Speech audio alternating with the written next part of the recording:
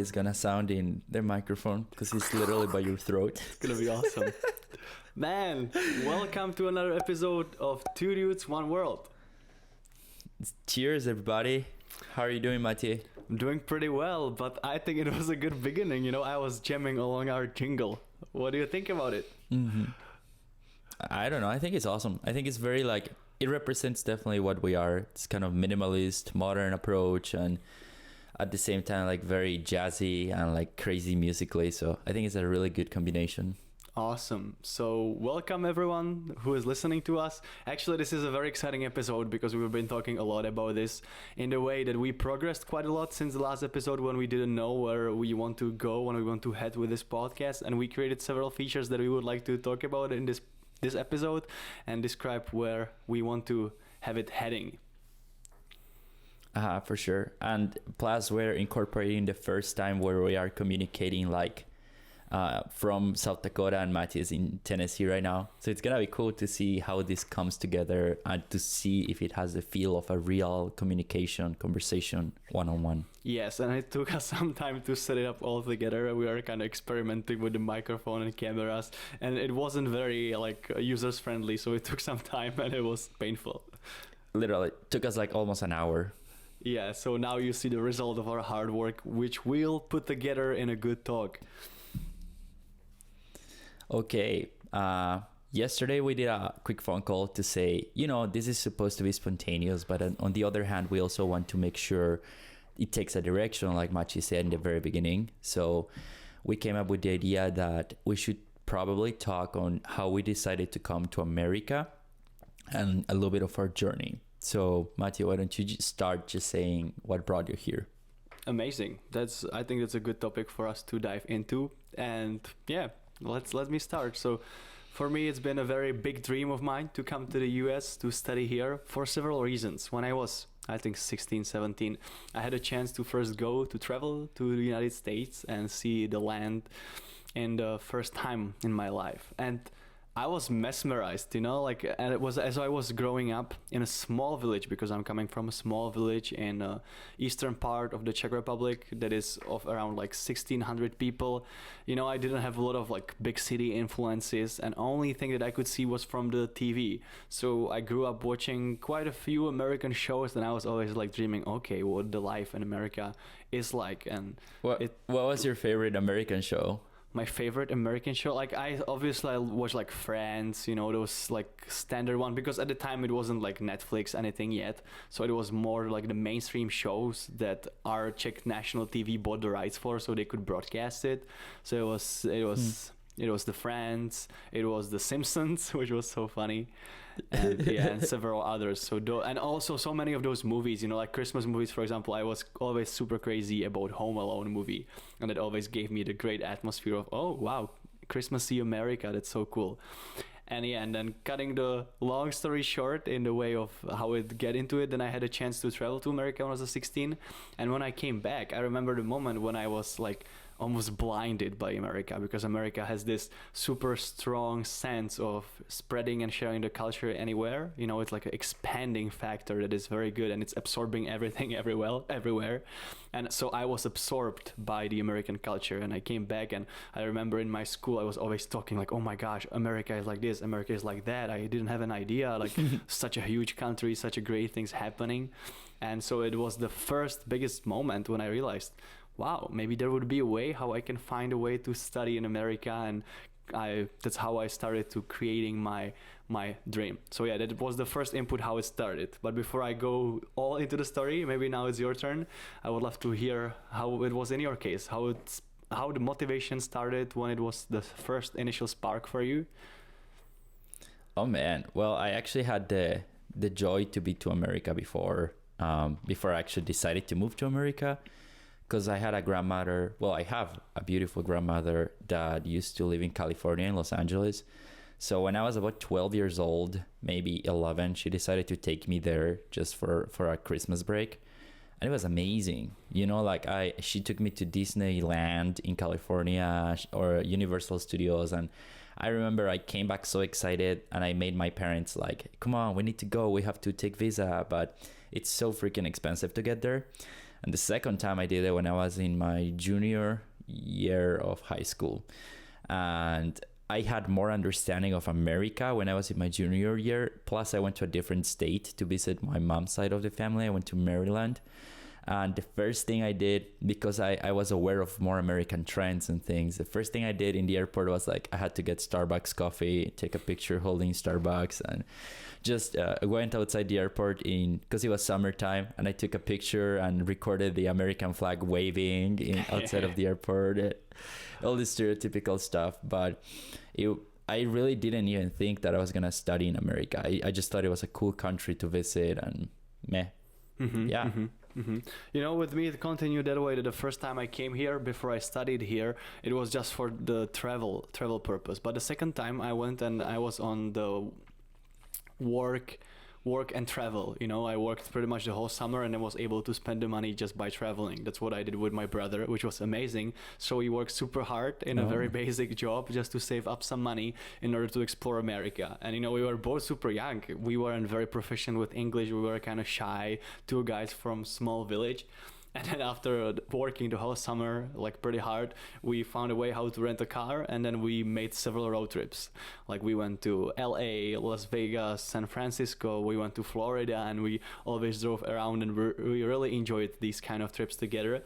And that's what even like confirmed my determination of coming here to study. I was like, okay, now I'm here, I'm able to travel, I'm somehow able to communicate with the people. It would be amazing to bring it to a different level, to find a school how I can fulfill my dreams. But it wasn't as easy because I play a very unique instrument that is not being taught at any university in America, so it's been a long process to get into it, but that was the second step for me. How about you? When did it start for you that you knew that you wanted to go study in America? Oh man, I graduated high school thinking that I would... Actually, no, it was right before I graduated high school.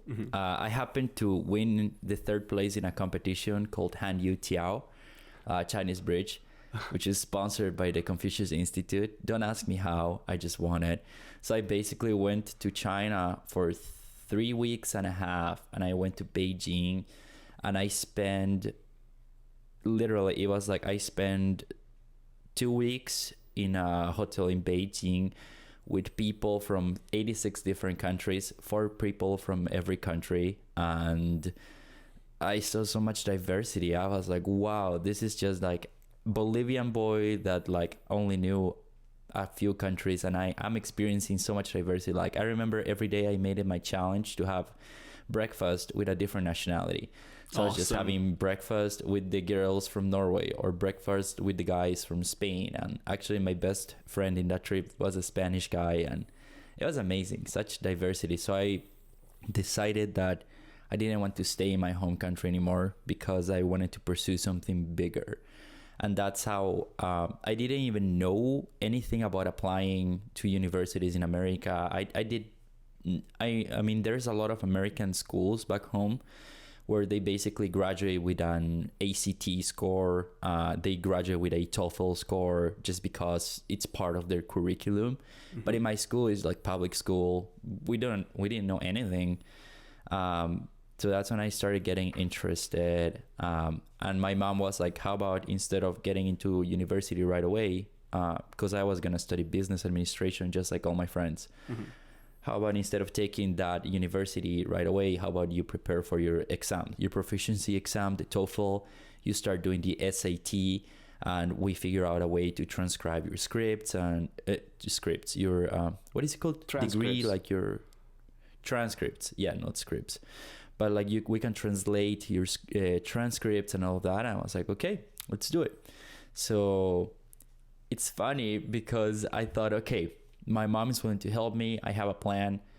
What am I going to study? And then I said to myself, what is something I don't suck at and I would enjoy doing outside? And I told myself music. So that's how I actually started music in the US. It wasn't like a burning passion like yours, but it was more like, what is something that can get me out of my country and I would enjoy doing. But you had quite a strong background in like saxophone or in music in general, right? Because your school, as you told me, was somehow connected to music, and they paid much more attention to music education. Is it right? Oh yeah, yeah, yeah. The school in Cochabamba, my city where I'm from, is the only school, one of the only schools in the country that has a fine arts program added. So from 7 a.m. to 1 p.m., it's normal school time where you have all your math, science, language. From 1 p.m. to like sometimes 9 p.m., you would do fine arts. So it's insane. It was crazy. Yeah, actually the schedule sounds pretty similar to my case, because I went to study at a conservatory, which is high school that is solely focusing on music, but it wasn't a normal conservatory, because at the time there was an option to also study just a regular high school, which this kind of high school, they're called like gymnasio high schools, but the translation would be something like a grammar school in America. They're like very liberal arts based, and it means when you finish this high school you can apply for any kind of university. You can be a doctor, you can be whatever you want to think about, and you can get accepted into university quite easily, I would say. And the reason why I chose this, even though I played my instrument, the cymbal, and the unique thing since I was 8, but I never was super certain that, okay, this is the thing I want to do for my life. I was always like, okay, from the childhood, I wanted to be a dentist, because I felt like, okay, dentists are cool, they're smart, they can make a lot of money. And you have to smile at the camera. Smile, show your beautiful smile. To show my teeth. Yeah, I at least through this, I got my obsession to brush my teeth and take a very good care of my teeth. It was at least something good that I took away from it. But yeah, I couldn't fulfill this dream, but I had this option to study liberal arts education while I was super crazy about music at the conservatory level, where you have all the like music history, music theory classes ever since you started high school. And then after you finish these two schools together, the curriculums, the classes, you were kind of required to practice, because you have the limited time and you need to get ready for exams from your music, from your major instrument. So we spent so much time at school. We started classes at 7, we finished the classes around 4 p.m. and then from 4 p.m. until 9 p.m. we just practiced. I was just like, wow. At that time, it didn't sound like any crazy, and especially because it was normal. But now, when I think about it backwards, it was pretty crazy. But I enjoyed it. It was important. But to relate it back to the American dream and American story, any time that I was studying at this high school, at this conservatory and a grammar school together, I was always watching like YouTubers from the United States, that I always like, oh my gosh, this life is so cool. Like, what can I do? How can I get closer to it? I already went there and I knew it's amazing. I need to find a way. But I also made like similar logic, similar thinking as you. I just thought, what am I the best at? And that was the cymbal. And I said, okay, I will not waste my time by applying for something general. If I'm going to go to America, I'm going to go with my instrument and I'm going to figure it out. And eventually, luckily it happened, but it was crazy. So how did you make it happen? How did you end up in South Dakota? How did you find this school? Oh, man. I have family in Texas. Like my mom's side of the family lives in Virginia, Maryland, and my grandmother lived in California, ended up moving to Texas. So I decided to apply to America, and I started looking at, applying to the universities and stuff. So I was going to go to Los Alamos College in San Antonio.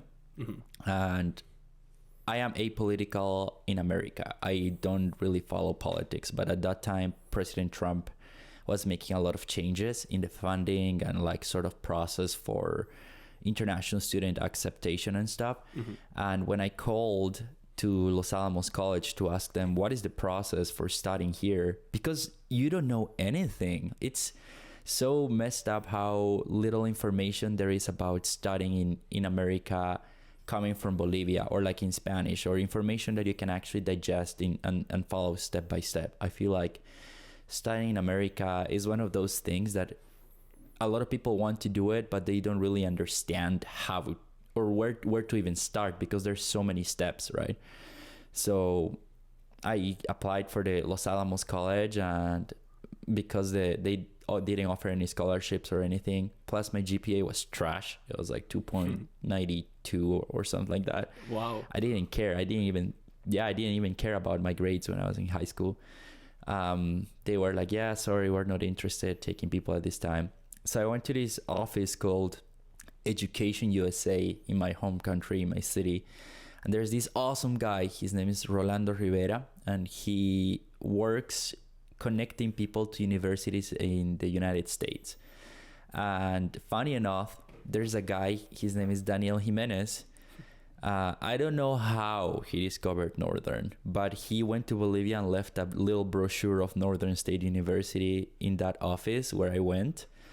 And long story short, I ended up contacting Dr. Terry Beckler out of nowhere.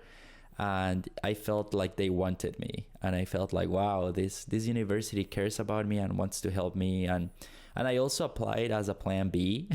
Not gonna lie, I thought I can do better, but Northern can be just like my plan B. I'm gonna try to go to Berkeley or something like that, because you can always aim higher.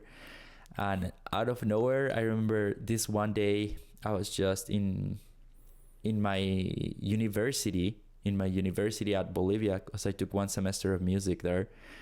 And I get this email saying, we have a package for you at a FedEx office, because we don't have mail here. It's crazy. In Bolivia, you don't have mail. There's no people that deliver the notes.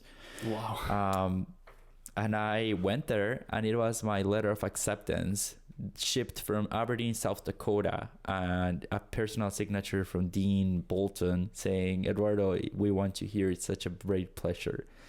Awesome. So I was like, what the heck I do now, right? Like I had zero intentions to go into Northern. It was like my why not apply, and I am accepted. And I remember my dad was the one that got me to go to Northern, because he was the one that was excited. He started watching every single YouTube video of the choir teacher and the band teacher and the dean. There's a lot of videos where they talk, and it's kind of, knowing them, it's kind of weird to go and watch those videos back, because they look so like professional. Like, yeah, I'm not saying they're not professional, but they're way friendlier in person. They don't put this persona. So my dad watched those videos and he was like, yeah, that's Dr. Woods. I know him. He's a good guy. And then he was like, you need to go to Northern. It's going to be good for you. You're going to grow. And basically my dad pushed me. I was like, I don't want to go. I don't know. My dad was like, no, you're going to go, because those dudes are awesome. And I happened to be in America. So my story is definitely not as exciting as you, but I am grateful for it, because the growth that happened after that decision is where it took me where I am right now. And I couldn't be happier of the path I've followed in life. It is exciting, you know. I can feel excited already just by listening to it, because it just brings the memories back when I was going through the process. And you know, this is another thing that's gonna be so amazing to talk about, how just like people from different countries, from different cultures that have never met, are going through the very same experiences. And you know, that's something that I realized after studying in America for a long time. Okay, we are all from different places, different cultures, different experiences, but we are all people. We have the same feelings. We want to achieve the same things. We want to be successful. We want to be alive. We want to be happy. We don't want to suffer.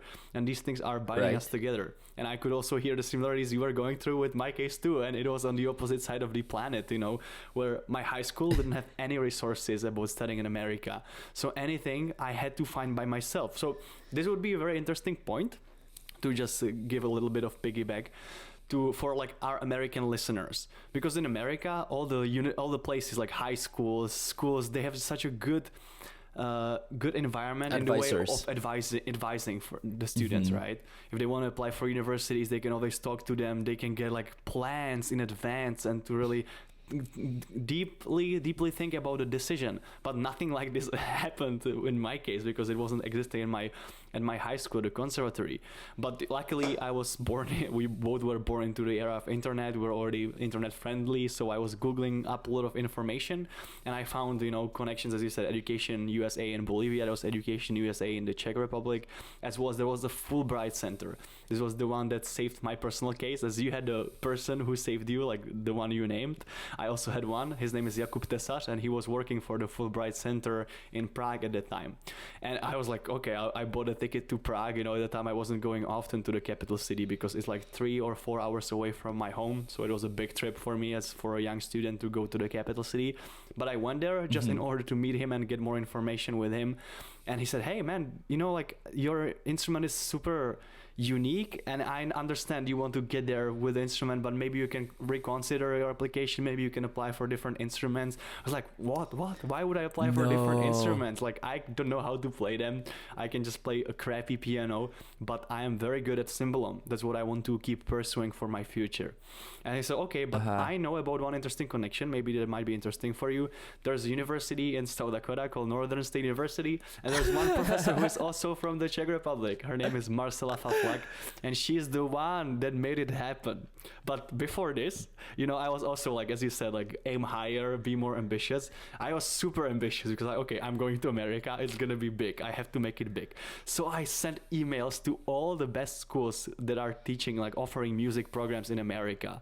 You know, Berkeley, Juilliard, New England Conservatory of Music, all the schools that you can think of. Anything that was like top 50 university list, I just sent an email. Hello, I'm Matej Číp. I'm from the Czech Republic and I play this instrument. Can I study my instrument at your school? And some of them replied like, oh, you know, we're sorry, you cannot do it because there is not such an option. So I was a little bit disappointed, but it didn't really stop me from looking up for more options. And luckily I found that guy in the Czech Fulbright Center who helped me eventually and gave me this help of contacting Marcela Faflak, who I started exchanging emails with. And she's like, man, yeah, come here. You have the cymbalum. Matej, we're going to make it happen. We're going to find a way. Our faculty is pretty open and we can implement you into our programs in some various ways. And so this is how I got my place at Northern State University, from small Czech village, from the middle of nowhere to another middle of nowhere in the United States. But it was one of the best decisions in my life because it completely changed the way I look into the world, all the opportunities that happened to me because of this decision. So it was amazing. And as you said, you know, even the university is pretty small, pretty not very well known. The people, the accommodation of the university, like just were amazing and provide us a lot of good things. Right, for sure. Wow, it's amazing how like you came with your idea so clear and you pushed your idea of like, I'm gonna study the cymbalum, I'm gonna be the first cymbalum student in America, and I'm gonna make it happen. And that was amazing. But on the other side of the coin, I think it's also amazing that I just came without knowing what I was getting into, and I found myself and my desire to promote Bolivian Latin music after I applied for Latin Grammy scholarships and I started getting there. So I think if there's any international students that would ever find this podcast in order to like find help on how to apply for America, it's important to tell them, right? Like it's awesome that you're aiming high. It's awesome that you should apply for those places, but also have an open mind, because when you get to America, I don't want to sound like disencouraging, but getting to America should be the focus, because anything can happen here. You can always transfer schools. You will find your path. You can make this like major life decision changing. For example, I came here as a performer. I wanted to play saxophone, and now I am a teacher. Like I teach little kids, right? So if you ever decide and have the idea of coming to America, always have the main goal, but remember that anything can change and adapt as your education goes on and you explore this country. Absolutely. The determination factor is super important. You know, just have the goal of going there, and as you get there, you will figure out so many things, because it will be much different than from you expected unless you have the experience of already being here and knowing the people. Because, you know, even in my case, for example, I didn't have any money. I'm coming from a very low income family. My both parents are retired, so it was impossible, unthinkable for them to give me any finance resources to study the university. But I said, okay, my goal will be to get accepted and to survive first semester. And I will do my best to find any kind of resources that I can use to fund my school with. And that's what actually happened, you know, and then I was able, through the story of studying a very unique instrument in the land of New World, you know, that got attention of different study foundations that I also contacted after doing extensive research on Google. And they said, oh, we like your story, we would like to support you. And I was extremely lucky in this way, but it was also the determination that I told them, hey, I am accepted. It's a very good thing for the cymbalum community, for the music community. I'm bringing something new to this very open-minded environment, and I believe it's going to cause very, very good things. And I was very lucky because they believed in me, and they said, okay, we'll give you this trust and you can show us what you can do with this. And that also drove me Nice. so crazy. And then I was trying to find any opportunity to just survive a little bit longer, to find ways how I can pay for it, how I can find the best opportunities. And that was a very good thing. So yeah, don't be discouraged if the school that you're aiming for, no matter how prestigious, not prestigious is not working out for you. Just try to find any place, because as you get there, as Edu said, you can always transfer and start communicating with other peoples, and you never know who you can meet. The thing about us as a human, which is amazing, is also that we don't know what we don't know unless we go and try and experience it.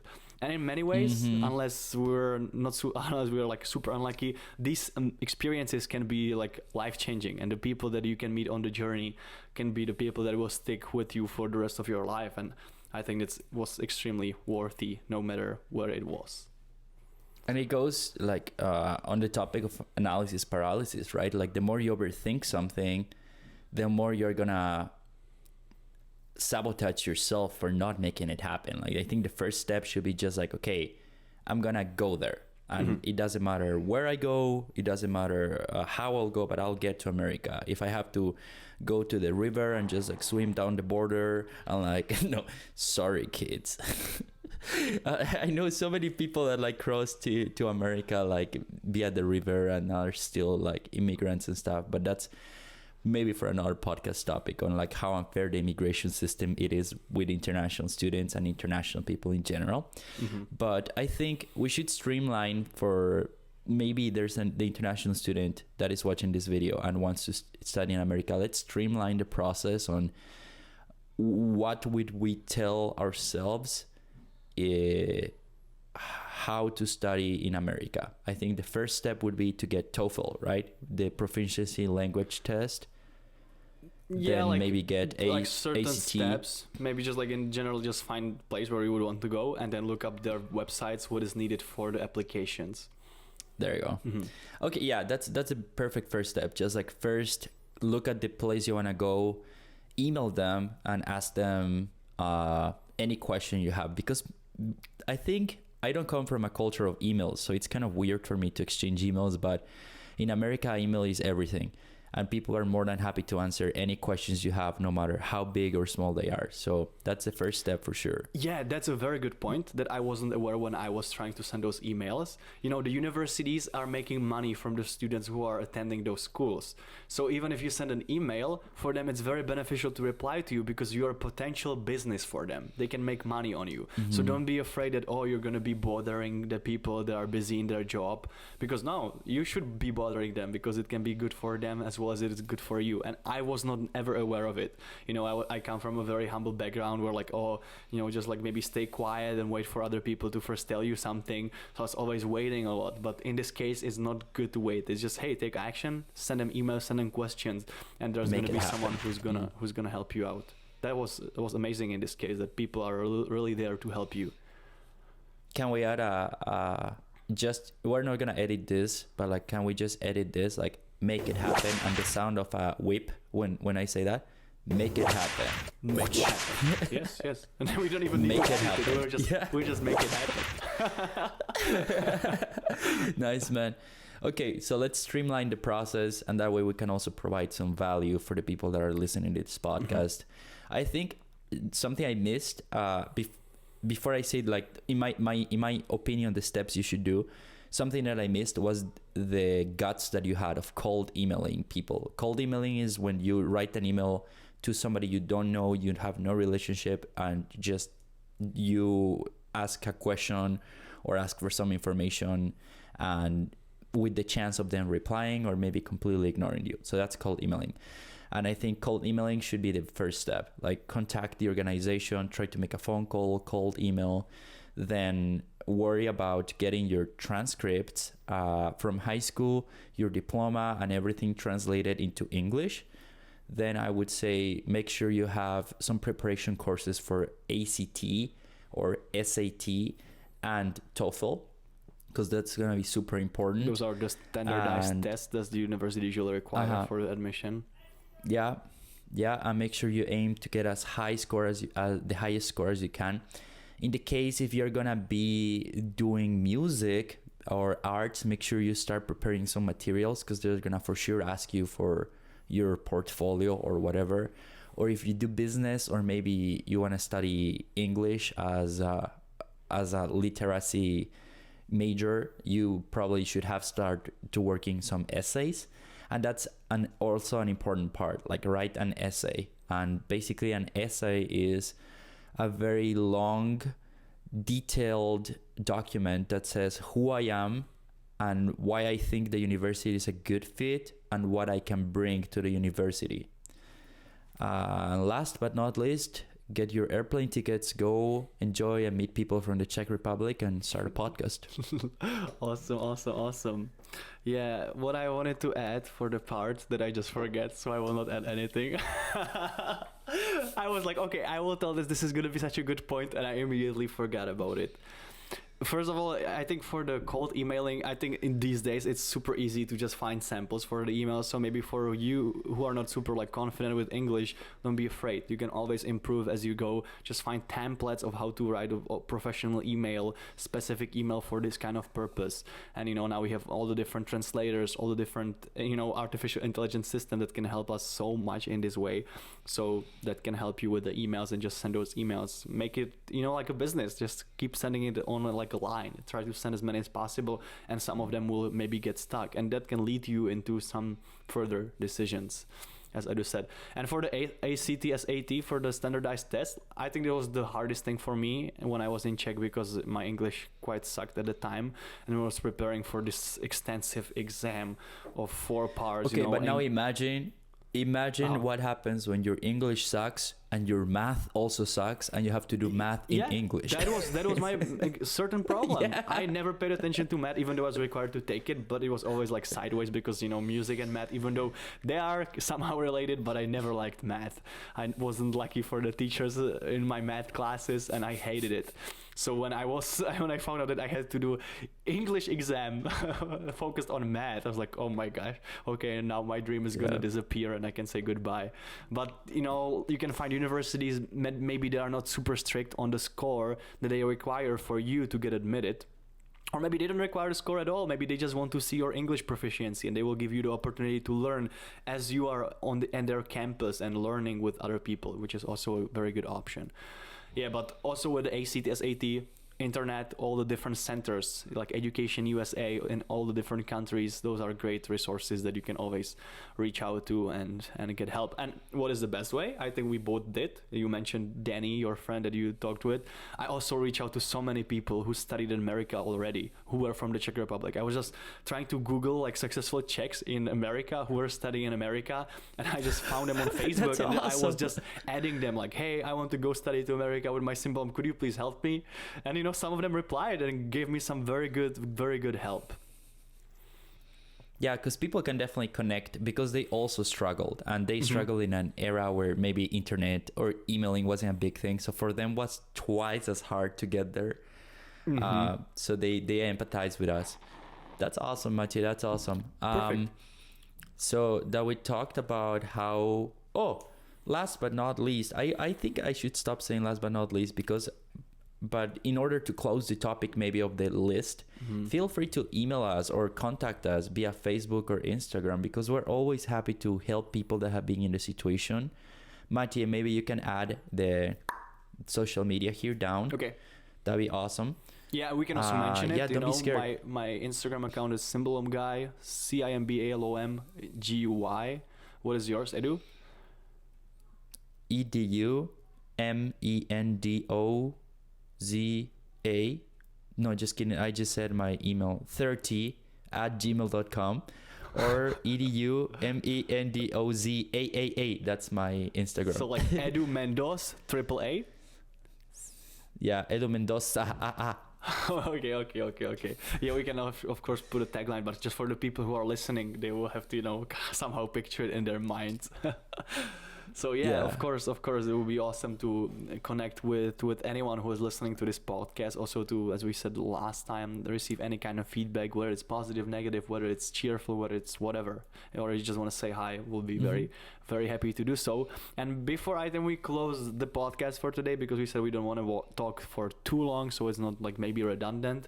I think it would be cool to we already have 40 minutes. Yeah, I like think almost. It would be cool to mention what we progressed with. So right now our podcast is officially, accessible on Spotify, Apple Podcasts, Google Podcasts, all the different platforms. Wherever you can listen to your podcast, you can find our podcast, Two Dudes, One World. You can also find us on social media such as Facebook, Instagram, such as Twitter. No. Well, where we'll try to do stuff. What happened, Edu?